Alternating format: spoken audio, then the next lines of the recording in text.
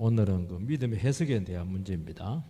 사실보다 현실보다 더 중요한 것은 이 현실과 사실을 어떻게 해석하느냐, 바라보느냐 하는 문제입니다. 우리 현실 파악은 참 중요합니다. 지금 뭐 정보들이 넘쳐나잖아요. 그러나 이것을 가지고 판단하고 결정을 내리는 것은 또 다른 문제입니다. 똑같은 현실과 사실을 가지고 정반대의 결정을 내리는 것을 많이 볼 수가 있어요. 왜 그러냐 하니까 판단 기준, 결정 기준이 다르기 때문입니다. 어떤 기준이 달라지게 되면은 그 정보라든지 우리 주어진 현실을 바라볼 때 있어서 그 정보의 우선순위가 달라져요.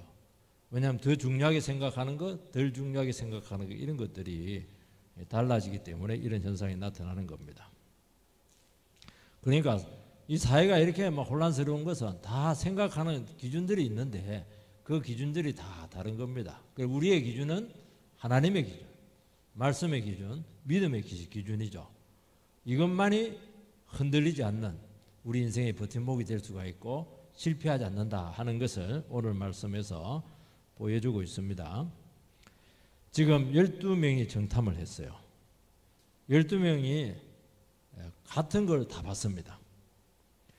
가서 보니까 생각한 것보다 훨씬 더 좋았습니다. 젖과 꿀이 흐르고 있고, 그리고 뭐 포도송이가 뭐 굉장히 큽니다. 한 송이를 두 사람이 어깨에 메고 갈 정도니까요. 무화과도 있고 석류도 있고 막 너무너무 기름진 그런 땅이었죠. 근데 그거는 이제 현실입니다. 정보죠. 정보가 확보가 된 겁니다. 근데 보고를 할 때 10명하고 2명이 완전히 반대의 보고를 했습니다. 여러분, 10명의 정탐꾼의 보고가 객관적입니까? 아니면 요소와 갈래 2명의 보고가 객관적입니까? 굉장히 중요한 문제입니다. 민주주의는 10명이 합리적이라고 보는 거예요. 다수결 원칙이니까. 근데 성경은 이것은 불신앙적인 보고였다, 그렇게 판단을 내리게 되었고, 결국에는 너희들이 신앙이 없기 때문에 가나안의 축복에 들어갈 자격이 없다. 그래서 광야에서 다시 주저앉아 버리게 되는 그런 결과가 있게 되는 겁니다. 그러니까 우리가 어떤 주어진 사실과 우리에게 주어진 그런 여러 가지 사건들, 또 고난들, 어려움들, 무엇이든지 간에 이것을 내가 어떤 믿음의 기준으로, 어떤 하나님의 기준을 가지고 판단 내리고 헌신하고 그리고 결정을 내리는가 하는 것은 우리 다음 인생이 축복이 될 것인가 아니면은 무너지게 될 것인가 하는 것을 아주 결정하는 중요한 문제입니다. 그런데 문제는 뭐냐? 우리가 보는 눈이 너무 맞다는 겁니다. 그걸 따라가면 이제 안 되는 거예요. 우리는 이것을 그러면 어떻게 바라봐야 될 것인가 하는 것을 오늘 계속 살펴보게 될 것인데, 그리고 첫 번째는 결국 사람들은 자기 수준에서 문제를 본다는 겁니다. 21절에서 24절 말씀을 읽어보면은, 이에 그들이 올라가서 땅을 정탐하되 신광야에서부터 하맛 어기 르홉에 이르렀고 또 네겝으로 올라가서 헤브론에 이르렀으니 헤브론은 애굽 소안보다 7년 전에 세운 곳이라. 그곳에 아낙 자손 아히만과 세세와 달메가 있었더라. 또 에스골 골짜기에 이르러 거기서 포도송이가 달린 가지를 베어 둘이 막대기에 꿰어 매고 또 석류와 무화과를 따니라. 이스라엘 자손이 거기서 포도를 베었으므로 그곳을 에스골 골짜기라 불렀더라. 40일간 정탐을 했으니까 40일은 굉장히 긴 기간입니다. 충분히 봤죠. 여기서 보면 이제 신광야는 최남단입니다. 하마드기는 최북단이에요. 남쪽에서 북쪽까지 그대로 그냥 뚫고 올라간 겁니다. 그리고 그들은 또 어디를 봤냐니까 남쪽 지역을 샅샅이 살펴봤어요. 왜냐하면 그들이 그쪽으로 해서 올라갈 거거든요. 네겝은 이제 남방 지역이고 헤브론은 아브라함 때 벌써 지어진 굉장히 오래된 도성이죠. 그 가보니까 막 거인족이 막 살고 있습니다.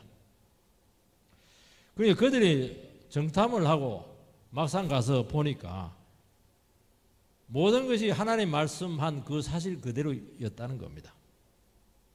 이 젖과 꿀이 흐른다. 이 본문을 가지고 참 해석이 좀 분분합니다. 뭐 젖이라고 하는 것은 어렵게 생각할 필요가 없습니다. 목축업이 아주 성행했다는 거예요. 동산에 막 그냥 젖이 막 흘러내린다는 겁니다. 그러면 꿀이 뭐냐? 양봉을 많이 했다 그런 뜻이 아니고요. 여러분 과일이 너무 맛있으면 꿀자를 붙입니다. 꿀사과, 꿀포도 그렇게 하는 거예요. 그러니까 과일이 너무 달고 당도가 높고 맛있다는 겁니다. 손에 쩍쩍 붙어요. 얼마나 꿀 같은지. 그 당시에는 막 꿀 대추가 굉장했던가 봐요. 이게 포도도 있고 석류도 있고 무화과도 있고, 이 무화과 보면 완전히 꿀 덩어리잖아요. 저는 무화과 처음 봤더니 꿀단지인 줄 알았어요. 이거.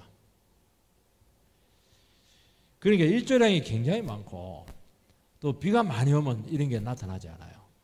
비는 안 오고 지하수에 물이 흘러야 되는 거예요. 그런 땅이었다는 겁니다. 얼마나 포도송이가 큰지 두 사람이 어깨에 맬 정도니까 이게 뭐 10kg 이상은 넘는다고 봐야 되는 거예요. 이게. 이제 에스골 골짜기다. 이것은 막 송이 골짜기라는 거예요. 그러니까 막 거기에 포도송이가 굉장한 겁니다. 그 키운 건 얼마나 크겠어요. 그러니까 너무 비옥하니까 이 비옥한 땅은 거인족들이 살고 있었다는 것입니다. 12명이 똑같은 것을 보았습니다. 그들은 봐야 될 것을 봤고, 그리고 지시한 것을 다 봤어요. 성읍이 어떤지, 땅이 어떤지 모든 것을 다 봤습니다. 그러니까 이런 것들은 이제 결정을 내리고 판단을 내리는 데 있어서 아주 중요한 변수죠. 26절에서 27절 말씀을 읽어보겠습니다. 바란 광야 가데스에 이르러 모세와 아론과 이스라엘 자손의 회중에 나와 그들에게 보고하고 그 땅의 과일을 보았고 모세에게 말하여 이르되 당신이 우리를 보낸 땅에 간지요 과연 그 땅에 젖과 꿀이 흐르는데 이것은 그 땅의 과일이니이다. 보고를 합니다. 이 보고를 하는 데 있어서 아주 특이한 표현이 하나가 나오는데 27절에 보면 뭐라고 되어 있냐니까 당신이 우리를 보낸 땅에 간지요 이렇게 되어 있습니다. 12명의 정탐꾼이 모세가 보내서 갔다는 겁니다. 맞기도 하고 틀리기도 하고. 여러분 사람들이 쓱 지나가면서 하는 말에 보면 뼈가 있어요. 의중이 들어있어요. 그냥 하는 말이 아닙니다. 가나안 땅은 모세도 보냈지만 하나님께서 허락을 했고 하나님께서 보낸 것입니다. 아니면 그들 자신들이 가나안에 들어가기 전에 그곳을 한번 정탐하고 싶은 마음이 있었다는 거예요. 근데 이들은 뭐라고 했냐니까 모세한테 당신이 보내서 우리가 갔다는 겁니다. 우리가 예를 들어서 이제 주일날 교회를 한다고 생각을 해보시기 바랍니다. 막 그냥 남편들 같으면 아내가 막 나가라고, 자식들 같은 게 엄마가 막 나가라고 해서 나오는 경우가 있습니다. 또 아니면 정말 하나님께 감동이 되어서 정말 예배를 드려야 되겠다. 성령의 감동에 의해서 이끌림에 의해서 올 수가 있어요. 아니면 자기가 올 수가 있는 거예요. 내가 원해서 올 수가 있는 겁니다. 오는 것은 다양한 이유를 가지고 교회를 왔다고 할 수가 있는 거예요. 그런데 마음이 불편하고 내키지가 않고 그렇게 하면은 뭐라고 얘기하냐니까 당신이 보내서 교회 왔다는 거예요. 그게 책임을 상대방에게 뒤집어 씌우는 겁니다. 참 우리는 경험이 굉장히 많아요. 모세 당신이 보내서 갔는데 상황이 이렇다고 말은 또 맞는 것 같아요. 그런데 마음속에는 뭔가 뼈가 있다는 것을 알 수가 있어요. 만약에 잘못되면 이 모든 책임은 당신이라는 거예요. 당신이 시작을 했고 당신 말 때문에 해서 갔고 가서 보니까 사실 맞더라. 결과가 안 좋으면 그 책임은 당신이 시작했기 때문에 당신이 다 책임을 져야 됩니다. 그렇게 얘기하는 겁니다. 굉장히 무책임하죠. 이것을 불신앙이라고 그렇게 하는 겁니다. 당신이 시켜서 했습니다. 되게 이제 마지못해서 하는 사람들이 늘 하는 말이 그렇게 하는 겁니다. 안 하면 안 되고 눈치는 비고 말투나 어감이 좋지가 않아요. 그러면서 중심에 있는 생각이 한두 마디 턱 나오는 겁니다. 이 부부싸움을 할 때 이런 경우가 참 많아요. 배우자가 이제 싸움한다는 건 마음에 안 드는 겁니다. 그러면 장모님한테 가가지고 보세요. 당신의 딸이라고 그렇게 얘기합니다. 그리고 시아버지한테 가가지고 보세요. 당신의 아들이에요. 그렇게 얘기하는 거예요. 아니 평상시에는 좋아 죽다 그렇게 하더니만 관계가 안 좋으니까 엉뚱한 소리 하는 겁니다. 하나님께서 보내주신 배필 아닌가요? 자기들이 좋아해서 결혼한 거 아닙니까? 이게 불신이 있는 것이고 불만이 있는 것입니다. 당신 딸이라고, 당신 아들이라고. 틀린 말은 아닌데 맞는 말도 아니에요. 책임을 뒤집으시면 당신이 왜 이런 아들을 키웠냐고. 아니 장모님 왜 이런 딸을 나한테 줬냐고. 그렇게 얘기하는 겁니다. 자기는 쏙 빠져요. 자기는 얼마나 못됐는지 몰라요. 자기가 얼마나 무책임하고 자기는 얼마나 참 문제가 많으니까 싹 빠지는 거예요. 참. 그래서 우리는 하나님께서 이걸 다 듣고 있으세요. 다 듣고 있습니다. 우리는 항상 어떻게 하냐. 기도할 때 하나님 정직한 영을 달라고. 상대가 문제가 아니라고. 사실은 내가 믿음으로 서지 못한 거라고. 아니 정말 믿음으로 섰으면 정탐으로 갈 필요가 뭐가 있어요. 하나님 약속 믿고 그대로 가나안 땅에 들어가면 되죠. 우리 그들이 믿음이 없기 때문에 어떻게 하나님 믿음을 북돋아주기 위해서 기회를 준 건데 40일 동안 발이 아프더라. 막 그냥 그들은 너무 세더라. 그렇게 하고 이 어떻게 하든지 불만인 거예요. 이게 문제라는 거예요. 그냥 마음의 자세가 그렇게 중요한 거예요. 결국에는 사람들은 막 이렇든지 저렇든지 간에 자기 수준에서 표현할 수밖에 없고 자기 수준에서 문제를 볼 수밖에 없고 근데 문제는 자기가 쑥 빠지고 책임을 다른 데로 지운다는 겁니다. 이게 병입니다. 이걸 반드시 고치시기를 바랍니다. 신앙으로 딱 서시고 꼭 성령 충만하시기를 바랍니다. 두 번째 중요한 것은 현실을 말씀으로 해석하는 것이 이게 신앙이라는 것입니다. 28절에서 30절 말씀을 보면 그러나 그 땅 거주민은 강하고 성읍은 견고하고 심히 클 뿐 아니라 거기서 아낙 자손을 보았으며 아말렉인은 남방 땅에 거주하고 헤딘과 여부스인과 아모리인은 산지에 거주하고 가나안인을 해변과 요단가에 거주하더이다. 갈렙이 모세 앞에서 백성을 조용하게 하고 이르되 우리가 곧 올라가서 그 땅을 취하자 능히 이기리라 하니. 이 12명의 보고는 정확했고 사실에 근거했습니다. 근데 문제는 뭐냐니까 현실과 사실과 정보는 똑같이 취합을 했는데 이 해석이 이제 달랐다는 겁니다. 그 10명의 정탐꾼은 불신앙적인 보고를 했고 요소와 갈렙 2명은 신앙적인 보고를 했습니다. 그런데 보고가 완전히 달라요. 우리 임진왜란 때 그 징비록이 나오잖아요. 두 사람을 보냈는데 한 사람은 토요토미 히데요시가 완전히 그 쥐새끼처럼 생겨가지고 그 전쟁할 놈이 못 된다. 또 한 사람은 아니다. 그 사람은 반드시 침략한다. 두 사람 다 맞아요. 결국 침략을 했죠. 또 그렇게 말한 이유도 있어요. 저 사람 침략 못한다는 것은 지금 이 상태에서 전쟁 준비해봐야 안 된다는 거예요. 그래서 전쟁 준비를 10만 양면서 전쟁 준비를 해야 된다는 또 지금이라도 전쟁을 준비를 해야 된다는 거예요. 똑같이 토요토미 히데요시를 보고 왔는데 일본 가서 보고는 완전히 반대였어요. 이 관점의 문제라는 거예요. 결국에는 뭐냐? 이 차이가 어디서 나오느냐? 현실이 아니라는 거예요. 믿음의 문제라는 겁니다. 우리는 사실을 봐야 되고 현실을 정확하게 직시를 해야 됩니다. 그런데 거기서 끝나면 안 되고 거기서 한 걸음 더 나가야 돼요. 하나님께 주신 약속을 가지고 이 현실을 소망으로 해석을 해서 소망으로 반드시 이끌어 가야 된다는 것입니다. 그건 멈추면 안 돼요. 그거는 시작입니다. 현실은 시작이에요. 그것도 시작을 하라는 거예요. 젖과 꿀이 흐르고 있고 과일은 너무 달더라.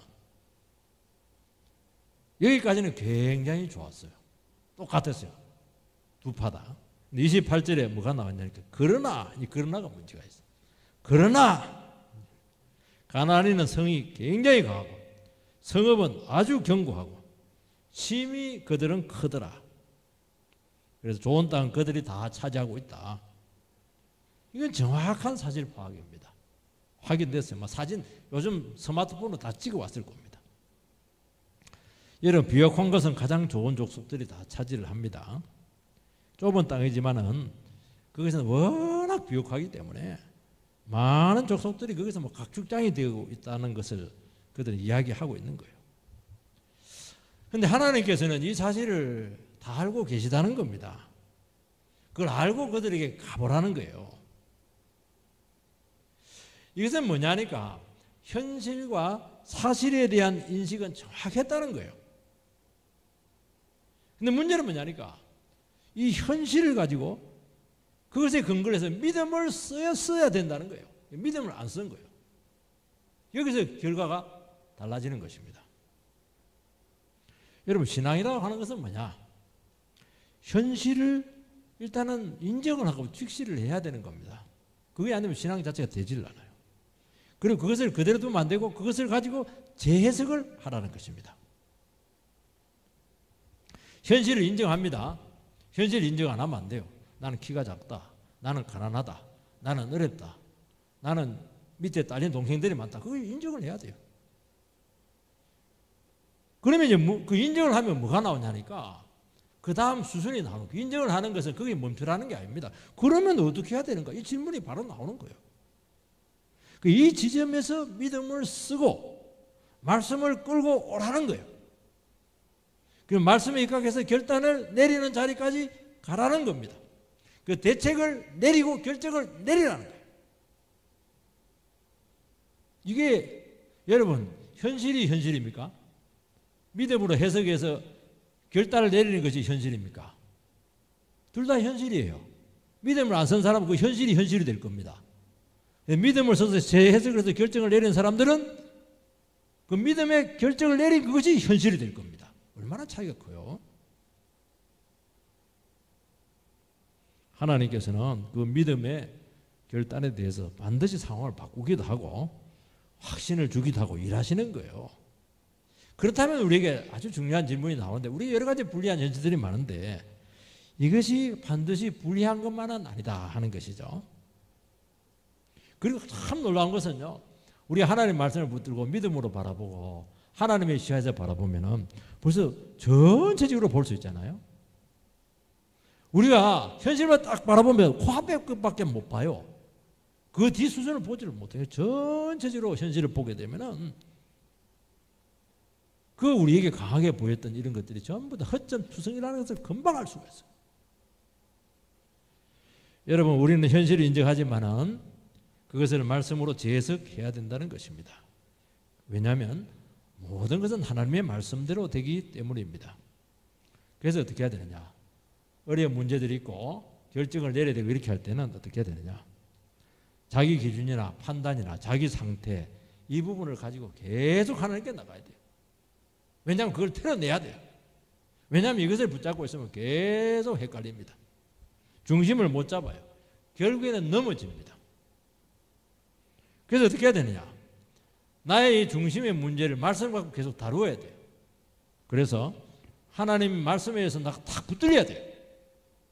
그러면은 눈이 확 달라지면서 상황이 완전히 그때부터 바뀌기 시작합니다. 그게 참 놀라워요. 하나님 왜 나를 안 도와줄까? 그거 당연하죠. 내가 믿음을 안 쓰는데 하나님께서 뭐 어떻게 도와줄 수가 있겠어요? 내 이 문제를 가지고 하나님께 맡기고 믿음으로 결정을 내리고 말씀으로 해석을 하고 그리고 내 자신을 말씀에 집어 던지고 이렇게 하는 겁니다. 그러면 하나님께서 도와주시죠. 그렇게 되게 합니다. 고생을 안 한다는 거 아닙니다. 고생 직사게 할 수도 있어요. 그렇지만은 성리의 고생이니까 고난의 영광이니까 얼마든지 감당할 수가 있죠. 가나안 족속은 굉장히 강해요. 그들은 키가 3m예요. 하나님의 입장에서 보니까 이 키는 멀대처럼 크지만 이것들은 너무 죄인들이라. 심판 대상이에요. 하나님 심판받을 죄인이에요. 벌써 다 시각이 달라지잖아요. 그래 우리는 눈에 보이는 것만 고려를 했지 영적인 상태에 대해서 전혀 고려를 안 한 거예요. 영적인 상태를 딱 고려를 하면은 믿음이 딱 생깁니다. 기도가 딱 나와요. 참 신기합니다. 이 영성이거든요, 이게요. 영적인 상태로 문제를 딱 보기 시작하면, 왜냐하면 기도를 안 하고 말씀을 안 보면, 믿음을 안 쓰면 절대로 안 보여요. 왜냐하면 안 보이는 문제거든요. 그러면 완전히 상황이 뒤집어지는 거예요. 여러분, 현실적으로 가난한 족속들이 굉장히 강합니다. 근데 강한 사람들은 특징이 하나가 있어요. 단결이 안 돼요. 왜냐하면 자기가 잘났기 때문에. 잘난 사람들은 하나가 안 돼요. 전부 다 분사되어 있습니다. 여러분, 여호수아와 갈렙 장군이 가나안을 무찌렀을 때 가나안 족속들이 전부 다 단결했으면 못 이깁니다. 그런데 절대 단결, 여리고 아이성 하나씩 격파하니까 되는 것이지 단결 안 해요. 자기들만 살라고 안 되는 거예요. 전부 다 왜 그러냐 하니까 분산되어 있고 이해관계로 뭉쳐져 있기 때문에 그렇다는 겁니다. 그리고 사람이 너무 크면 싱겁다고 그렇게 하는데 머리가 굉장히 나쁠 수가 있습니다. 그러니까 우리가 현실의 문제를 가지고 하나님의 말씀을 가지고 믿음을 가지고 해석을 해나가고 고민을 하고 기도하고 이렇게 하면 하나님께서 이런 것들을 가르쳐 주는 거예요. 이게 지혜입니다. 너희들이 고난을 당했느냐? 하늘에 계신 아버지께 지혜를 구하라. 넘치게 부어줄 것이다. 이거는 하나님께서 보여주는 겁니다. 이 지혜를 가지면 이기거든. 지혜로 싸우잖아요. 우리는 힘으로 싸우는 게 아니고. 그런데 우리는 이 하나님의 약속의 말씀을 놓치는 바람에 이미 마음이 무너졌어요. 그 하나님께서 그거는 믿음을 써서 지혜를 보여야 되는데 하나님 그렇게 하지 않고 결과만 딱 보여줘요. 이 가나안 족속들은 너희들이 믿음으로 가기만 하면 무조건 이긴다. 그거 믿고 가면 돼요. 그럼 하나님께 지혜를 줘요. 근데 문제는 약속의 말씀을 놓쳐버리니까 그대로 무너지는 거예요. 여기 30절에 보면은요, 그 여호수아와 갈렙은 달랐습니다. 뭐라고 되어 있습니까? 갈렙이 모세 앞에서 백성을 조용히 하게 하고 이르되 우리가 곧 올라가서 그 땅을 취하자. 능히 이기리라. 나오잖아요. 올라가자. 취하자. 능히 이긴다. 완전히 따랐잖아요. 안 된다. 불가능하다. 그게 안 되는 거예요. 그들은 우리의 밥이다. 이긴 싸움이다. 그렇게 나가니까 벌써 접근법이 다르잖아요. 벌써 똑같은 현실인데도 불구하고. 그래서 여러분 현실을 가지고 반드시 말씀을 가지고 해석을 해내야 된다는 거예요. 적용을 해내야 된다는 거예요. 세 번째는 어떻게 해야 되냐니까 우리의 믿음이 시야를 결정을 한다는 거예요. 여러분 똑같은 현실이라도 시야에 따라서 보는 것이 달라집니다. 우리가 신앙을 가지고 문제를 보게 되면은 문제는 작아지게 되고 하나님을 보게 됩니다. 근데 문제만 딱 보고 불신앙계로 하나님을 놓쳐버리게 되면 어떻게 되냐니까 문제만 보는 거예요. 문제만 보니까 문제가 계속 생기는 것이고 안 되는 거예요. 안 되는 거예요. 안 되는 것만 보이는 겁니다. 믿음을 가지고 보면 힘들지만은 하나님이 보이면서 하나님이 가르쳐줘요. 된다. 되는 쪽으로 보이는 거예요. 시야가 그렇게 무서운 겁니다. 믿음은 된다는 것이거든요. 불신앙은 안 된다 이렇게 되는 것이거든요. 상황은 똑같아요. 그렇게 달라지는 거예요. 결과가. 아까도 얘기했잖아요. 갈렙은 올라가자. 취하자. 능히 이긴다. 전부 다 된다주의자라. 왜 그러냐니까 갈렙은 성읍을 바라본 것도 아니고 아낙 족속을 본 것도 아니고 하나님을 계속 보고 이야기하는 거예요. 지금 10명의 정탐꾼은 그 주민들은 너무너무 강해요. 성읍은 막 견고해요. 그리고 막 모든 것도 너무너무 커요. 쉽게 말해서 뭡니까? 안 된다. 가지 말자. 우리는 패배했다. 그 말 아니겠어요 이게? 우리들을 보니까 아낙 족속들 앞에서 메뚜기다. 그러니까 여러분 이 판단도 틀렸어요. 여러분들요. 그러니까 이 판단을 내린 것이거든요. 강하다, 견고하다. 이건 이미 자기들이 판단을 내렸다는 거예요. 난공불락의 성이다. 이 판단을 내린 거예요. 그 누구 마음대로 난공불락의 성이냐는 거예요. 그런 게 정복할 수 없다. 못 간다. 그래서 우리가 왜 그러냐니까 이 사람들은 세상적인 기준을 가지고 판단 근거를 삼았기 때문이에요. 강하다는 것은 세상적으로 봐서 강하다는 거 아니겠어요? 굉장히 크다고 하는 것은 기준이 세상적인 기준이잖아요. 키가 뭐 2m 30이다. 세상적인 기준이잖아요. 여러분, 세상적인 기준을 삼게 되면 그게 전부 다 문제가 됩니다. 사람들도요, 세상적인 기준으로 기준을 안 삼으면 그 문제가 안 돼요. 또 키가 작을 수 있어요. 그죠? 나는 키가 문제가 안 돼요. 그럼 그 키가 문제가 안 되는 거예요. 근데 나는 키가 작지만 그 키가 문제가 되면 그게 계속 문제가 돼요. 인생 가운데서.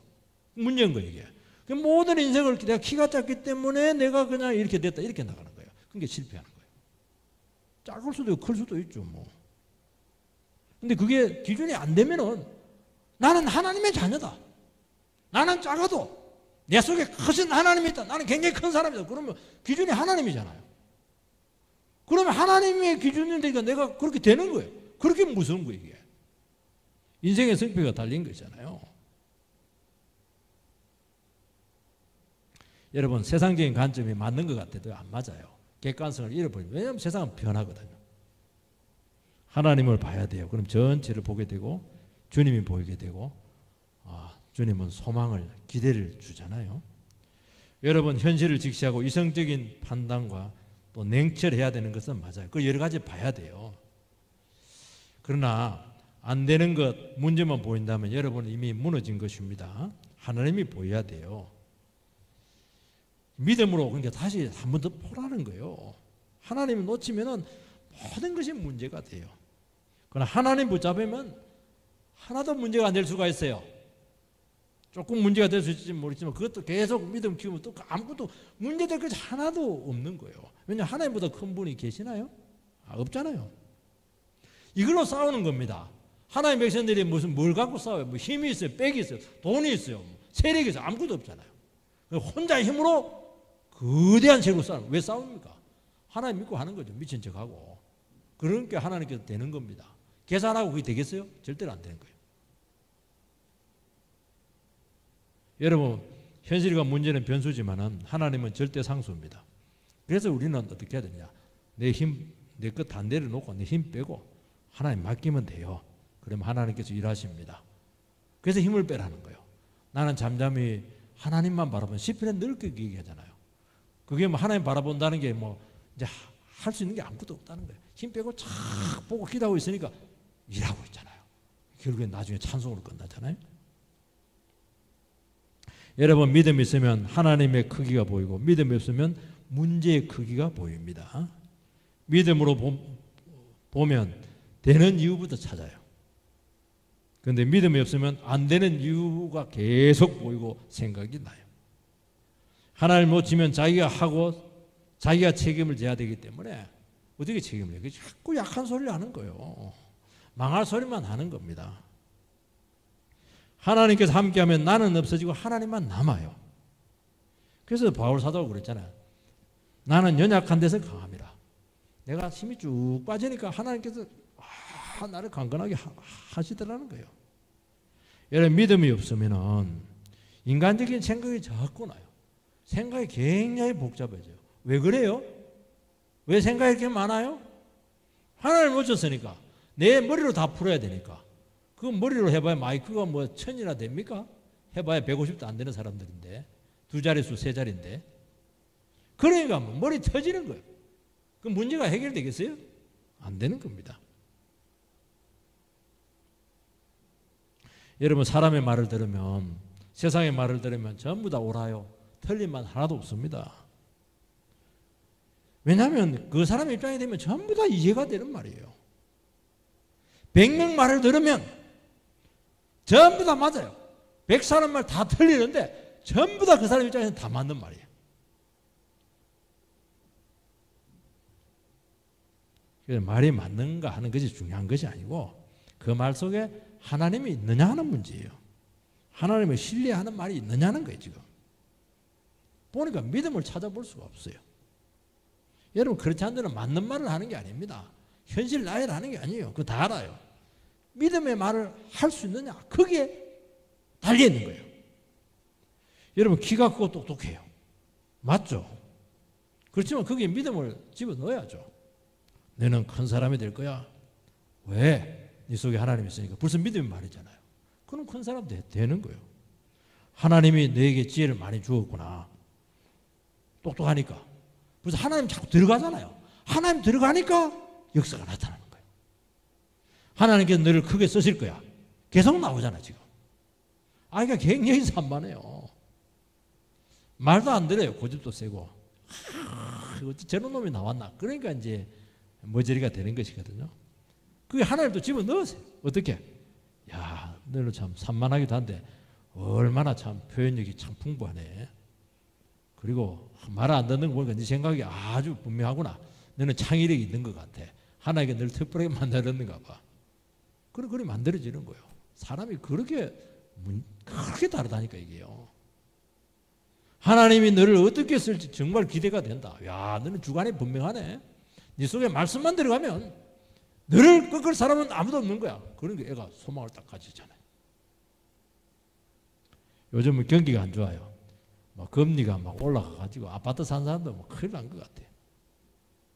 금리가 막 올라가요. 경기가 안 좋아요. 금리가 높아졌어요. 사업이 힘들어요. 그때 어떻게 해야 됩니까? 그건 현실이 맞아요. 한 번 더 나가야 돼요. 아이고, 하나님 금리보다 더 크신 분이고, 뭐 금리빨은 안 주더라도 하나님보다 돈 많은 사람 누가 있나? 그러면 되는 거예요. 그렇게 될 줄 믿습니다. 전에 이걸 하면서 참 회개가 됩니다. 참 사람이 현실에서 이런 말 하기가 쉽지가 않아요. 이렇게 해라, 이렇게. 말이라도 그렇게 하는 거야. 하나님 말 다 듣고 있거든요. 하나님 나라에는 불경기가 없다. 얼마나 좋아요. 우리 교회에 불경기 없어요. 여러분 힘들지만 믿음으로 부딪히시기 바랍니다. 위대한 역사는 이 불가능할 때 나타나는 거예요. 해보세요. 안 하잖아요. 해보시기 바랍니다. 안 하잖아요. 그 말 하지 말라고 그랬는데 한번 해보시기 바랍니다. 반드시 그렇게 될 줄 주의 이름으로 축복합니다. 네 번째는 뭘 생각해야 되니까 불신앙으로 반응을 하면 점점 상태가 악화된다는 거예요. 31절에서 33절 말씀을 보면 그와 함께 올라갔던 사람들은 이르되 우리는 능히 올라가서 그 백성을 치지 못하리라. 그들은 우리보다 강하니라 하고 이스라엘 자손 앞에서 그 정탐한 땅을 악평하여 이르되 우리가 두루 다니며 정탐한 땅은 그 거민을 삼키는 땅이요. 거기서 본 모든 백성은 신장이 장대한 자들이며 거기서 네피림의 후손 아낙 자손의 거인들을 보았나니 우리는 스스로 보기에도 메뚜기 같으니 그들이 보기에도 그와 같았을 것이니라.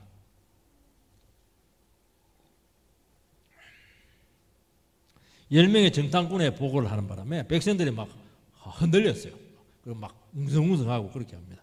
갈렙이 큰일 났거든요. 그래서 어떻게 했냐니까 진정을 시키고 올라가자.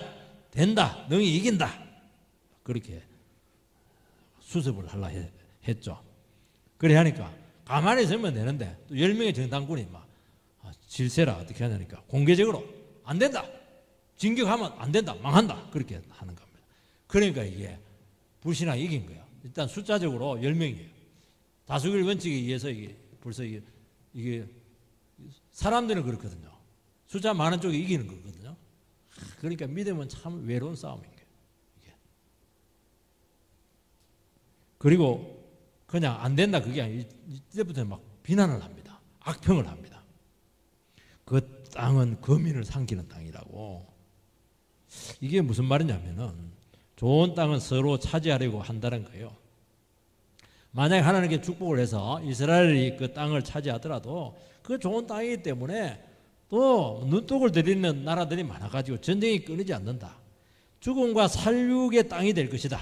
우리나라 세계도 뭐 중동 같은데 그 기름 나고 이러면 막 광대구들 서로 막 집어먹으려 하다 보니 계속 전쟁이 나잖아요. 그렇게 간다는 거예요. 그 굉장히 근거 있는 말이에요. 그게 이제 근데 그 악평이라는 거예요. 그거는 하나님은 그렇게 말씀 안 했거든. 너희들에게 주었다는 거예요. 좋은 땅이라는 거예요. 내가 심었다는 거예요. 하나님의 말씀을 싹 왜곡을 시키는 거예요. 이게 불신앙인 거예요. 그게 악평을 하는 겁니다. 악평을 하는 거예요.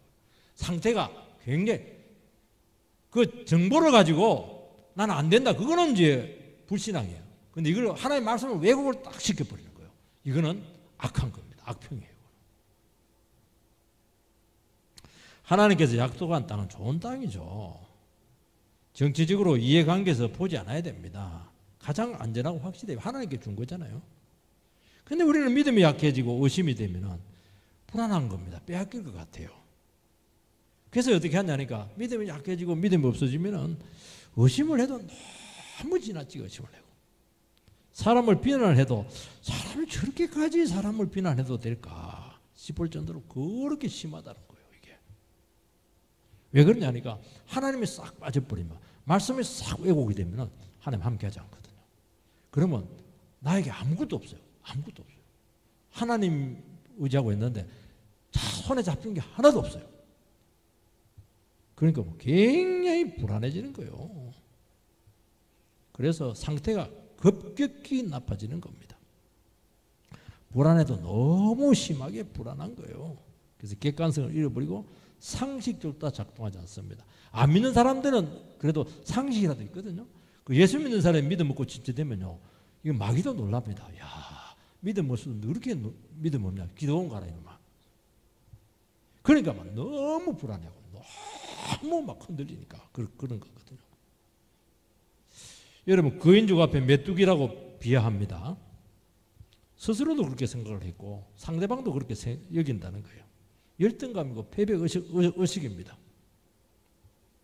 그러니까 하나님의 크심을 못 본다는 거예요. 여러분에게 질문합니다. 여러분이면 10명의 정탐꾼의 편에 서겠습니까? 2명의 정탐꾼의 편에 서겠습니까? 솔직하게. 아, 나는 믿음이 좋으니까 2명일 것 같죠? 아닙니다. 우리도 전부 다 10명입니다. 10명. 우리 굉장히 합리적이에요. 탁탁 따져가지고 아, 이거는 딱딱 상식적으로 객관적으로 이렇게 하는 거예요. 참, 우리는 믿음이 없어요. 늘 헤매고 늘 불안해하고 막 늘 침체하고 막 늘 비난하고 막 이게 우리의 특기예요. 하나님 막 그냥 하나님 왜 나를 믿게 했냐고 막 원망하고 이게 우리 특기잖아요. 그런데 하나님 참 너무 감사한 것 같아요. 우리를 그냥 믿음을 키웁니다. 우리 믿음 원래 없어요. 여러분 아 내가 믿음이 좋아서 이렇게 온 줄 아세요? 아닙니다. 하나님께서 믿음 없는데 막 억지로 믿음 안 쓰면 안 되도록 그 집어 넣어버렸어요. 그러니까 뭐 살아야 되니까 막 죽기 살기로 기도하고 막 죽기 살기로 하나님 믿고 이렇게 하니까 믿음이 좋아진 것이지 우리가 어떻게 믿음이 좋아질 수가 있겠어요. 그래서 우리는 하나님은 10명에서 2명으로 우리를 바꿔놓습니다. 그러니까 우리는 믿음을 생활을 하는 것 같아요. 너무 감사해요. 그리고 복을 줍니다. 아, 그렇게 믿음이 키워지는 겁니다. 여러분 메뚜기가 맞아요? 아니잖아요. 우리는 하나님의 형상을 닮은 너무 존귀한 존재잖아요. 긍정적인 점이 너무 많거든요. 하나님 놓치니까 막 나한테 좋은 건 하나도 안 보여. 아, 너는 그래도 객관적으로 괜찮아. 머리도 좋고 뭐 좋은 거 많아. 자기는 안 믿는 거예요. 자기 느낌을 믿는 거예요. 참 하나님보다 더 똑똑해가지고 그래. 그래서 자존감이 낮다는 거예요. 이게. 그래서 믿음으로 나아갈 생각조차 못하다는 거예요. 이게. 그래서 여러분들이 하나님 앞에서 자기를 찾는 것이 너무너무 중요해요. 나는 하나님 앞에서 귀하다. 나는 존귀하다. 그거는 사랑을 많이 받아야 돼요. 하나님 앞에서. 그리고 하나님 말씀에 그런 자기를 자꾸 비춰봐야 돼요. 왜냐하면 자기는 자꾸 반대로 보니까 불신앙적으로 보는데 말씀은 계속 우리 긍정적으로 보게 하거든. 너는 괜찮아. 너는 소망이 있어. 너는 하나님의 존귀한 자녀야. 너에게 하나님에 대한 계획이 있는 거야. 자꾸 그 얘기를 들어야 돼요. 지속적으로 예배를 드리면서 그걸 확인을 하거든요.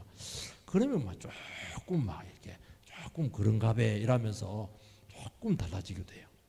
이게 막 쉽게 되지를 않아요. 그리고 그렇게 하면서 한 번씩 믿음으로 이렇게 삽니다. 그럼 함께 하세요. 해보니까 좋거든요. 행복한 거예요. 그대로 되거든요. 참 이게 이러면서 우리가 하나님 앞에서 세워지는 겁니다. 그래서 내 자신에 대한 자신감을 찾는 거예요. 이게 안 되면은요 자상이 나빠져 가지고 사람들의 말에 막 휘청휘청합니다. 너무 주눅이 빨리 들고 반응이 막 정상적이지가 않아요. 한결같지가 않아요. 안정성이 없는 거예요. 여러분 우리 솔직하게 생각하십시다. 우리가 여기까지 인도된 것만 해도 얼마나 하나님께서 나를 사랑하시고 존귀하게 여겼다는 증거가 되지 않겠습니까? 그런데 이 자상이 안 좋으면은 하나님이 이렇게 축복을 하고 은혜를 주어도 누리지를 못하고 스스로 비참한 상태로 자기를 몰고 가서 결국 나는 이 세상에서 제일 불쌍해. 나는 제일 비참한 사람이야. 스스로 속단을 해버리는 거예요. 아, 참 우리도 대단합니다. 오늘 우리 시간, 오늘 이 말씀을 통해서 하나님이 본능으로 우리 자신들을 볼 수 있도록, 그래서 우리에게 패배적인 삶의 고리를 완전히 끌어내게 되기를 주의 이름으로 축원드립니다.